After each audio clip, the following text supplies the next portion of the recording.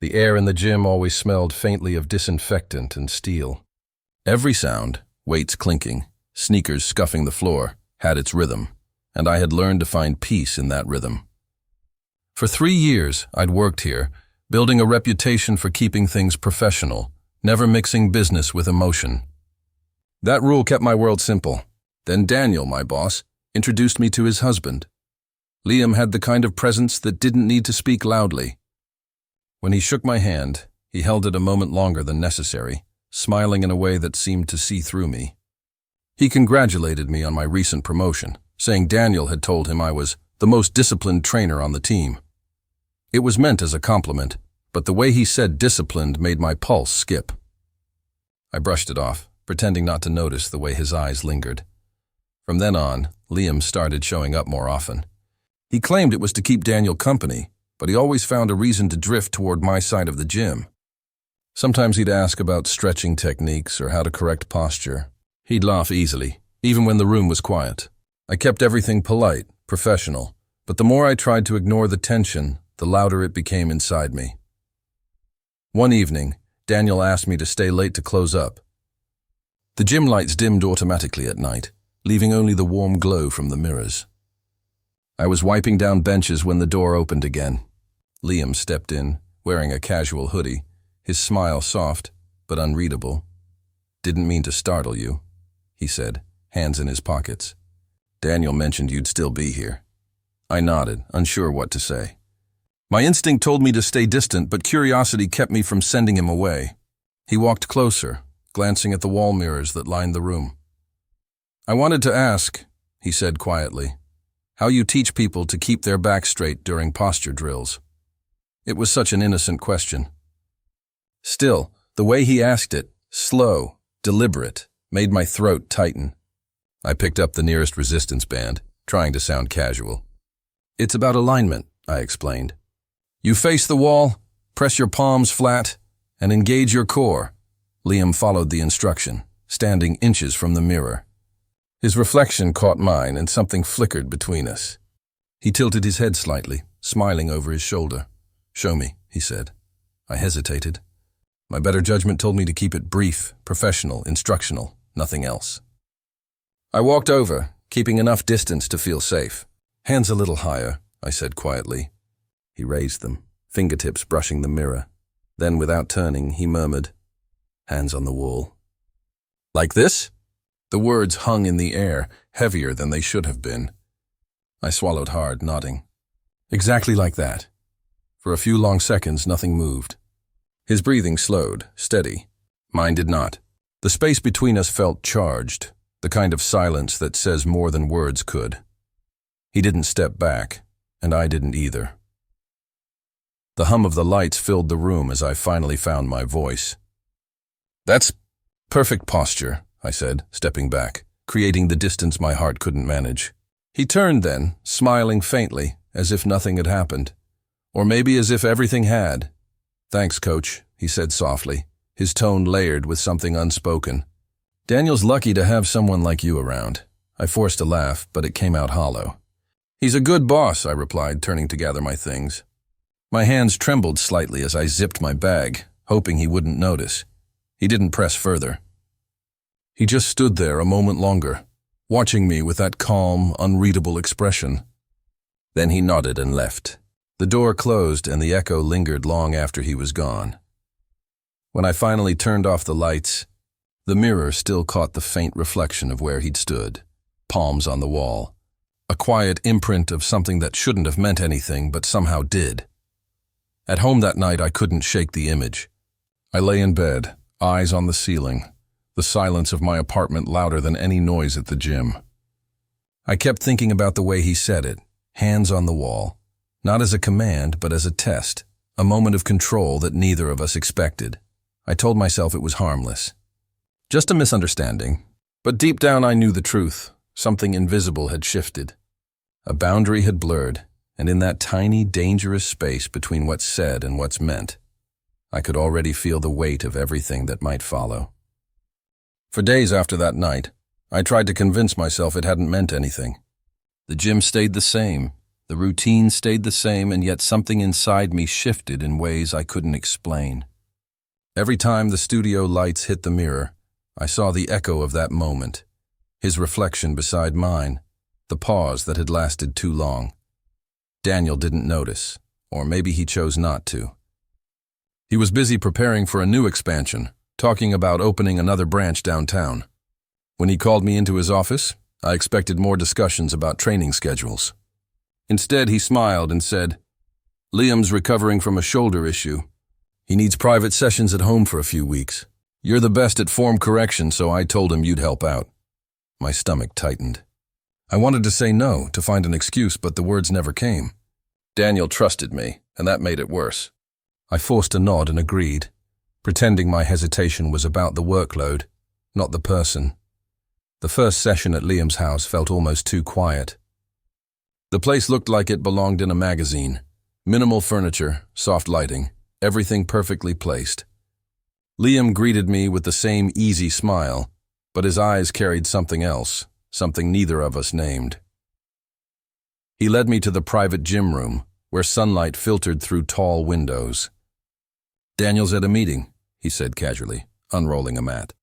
"He might drop by later." We started with simple stretches. My voice sounded steady even though my pulse raced.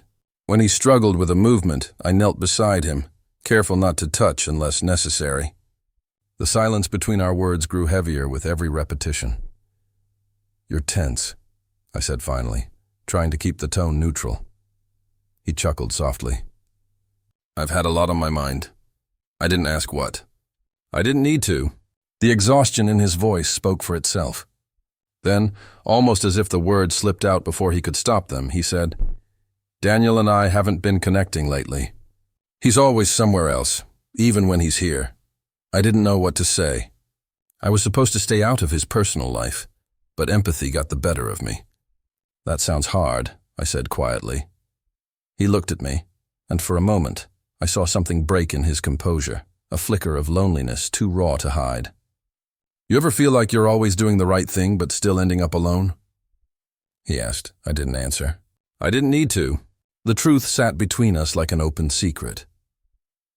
Over the next few sessions, the air between us grew familiar, almost comfortable. We talked about music, travel, the kind of small things that turn strangers into something else. There were no confessions, no physical closeness, just shared silence that felt safer than words. But safety has a way of disguising itself. One afternoon, he reached for a dumbbell and winced, his shoulder stiff. Instinctively, I stepped closer, steadying his arm. My hand rested just below his shoulder blade, guiding him through the motion. For a heartbeat, neither of us breathed. His back rose under my palm, steady but tense. He turned slightly, his voice low. "You don't have to act like you don't feel it." The words froze me. I withdrew my hand slowly, forcing my professional mask back into place. "We should focus on the routine," I said, but his reply wasn't about exercise. "I just needed someone to see me," he whispered. That sentence stayed with me for days. I'd always thought infidelity was about action, something you could see, something that happened. But this was different. It wasn't about touch. It was about being seen in ways that felt dangerous and comforting at once.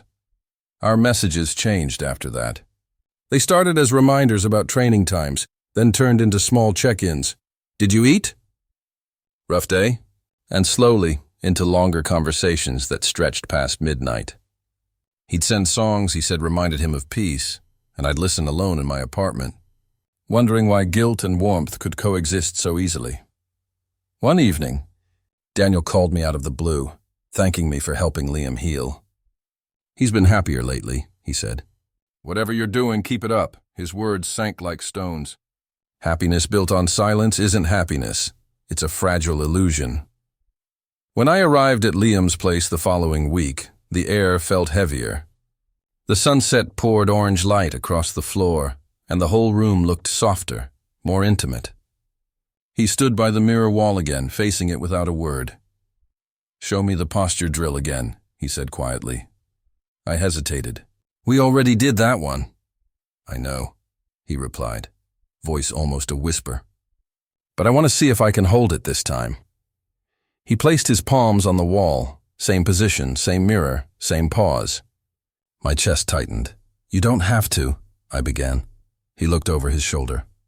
"Hands on the wall," he said softly, echoing the first night. That's how it started, right?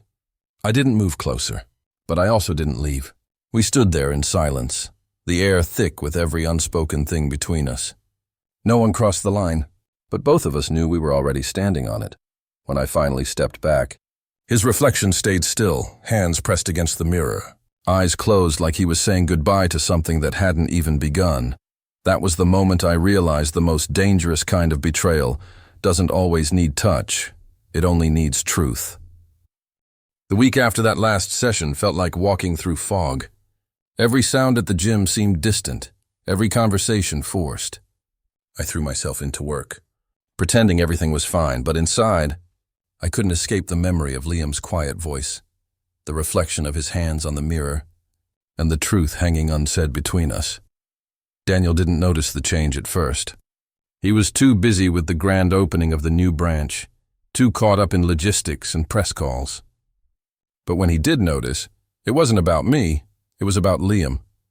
He asked casually one morning, "Have you seen him lately?" "He's been distant, even at home." My throat tightened. "Maybe he's just tired," I said, keeping my tone neutral. Daniel nodded, sighing. "I'm worried about him. He's not himself." That conversation stayed with me for days. I started canceling Liam's sessions, saying my schedule was full, hoping distance would help. He didn't text right away, and for a moment I thought maybe that was it, that the quiet between us had finally settled into something like closure. Then, one evening, my phone buzzed. "Liam, we need to talk." "One last time." I stared at the message for minutes before replying. I knew what one last time usually meant. It never stayed last. But something in me needed that ending too, if only to breathe again. We met at the studio after hours, the same one where it all began. The lights were dim, the air still, and the mirrors reflected both of us like two ghosts caught between choices. He stood near the wall, hands in his pockets, looking tired but calm. "Daniel knows something's wrong," he said quietly. "Not everything, but enough." I took a slow breath. "Then it's time we stop this." He nodded, eyes lowering. "I'm ending things with him." The words hit harder than I expected. For a moment I couldn't tell if I felt relief or guilt. "Probably both." "Because of me?" I asked, though I wasn't sure I wanted the answer.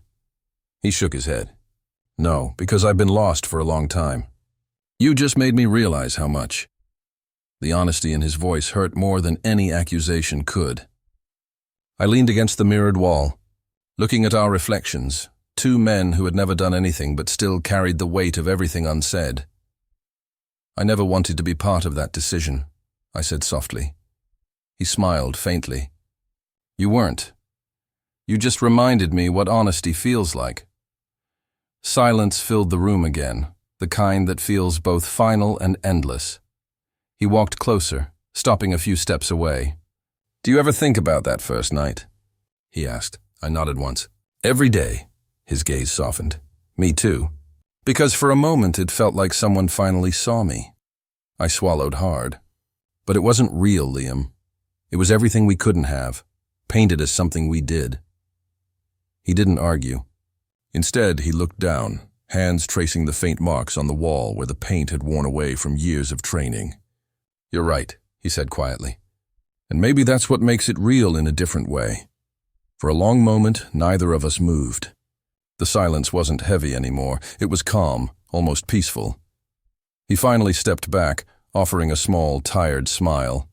"You're a good man, Ethan. Don't let this change that." Then he left. No dramatic goodbye, no touch, no confession. Just the sound of his footsteps fading down the hall. I stood there long after the door closed, watching his reflection fade from the mirror. The room felt colder, emptier, but lighter somehow, like a storm that had finally passed. When I finally turned to leave, I caught sight of myself in the mirror, the same spot where it had all started. I placed my hands on the wall, palms flat, the way he once had. The glass felt cool beneath my skin.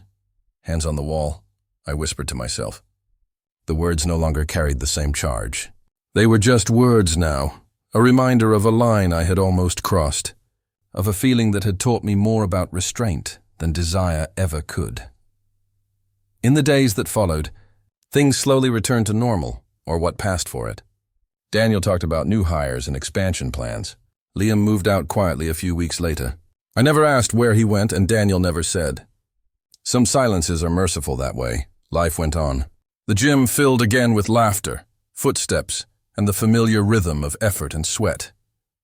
But sometimes, when the evening light hit the mirrors just right, I'd catch my reflection in that same spot and remember the quiet lessons hidden in all that noise.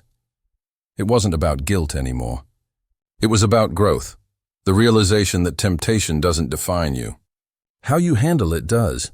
I learned that sometimes stepping back isn't weakness. It's the only way to protect something fragile inside you. And even though no one else would ever know the full story, I'd carry it with me, a secret not of shame, but of understanding. Because in that mirror, under the hum of the gym lights, I finally understood what he meant that night. He never stepped back because he didn't need to. I did, and I finally did.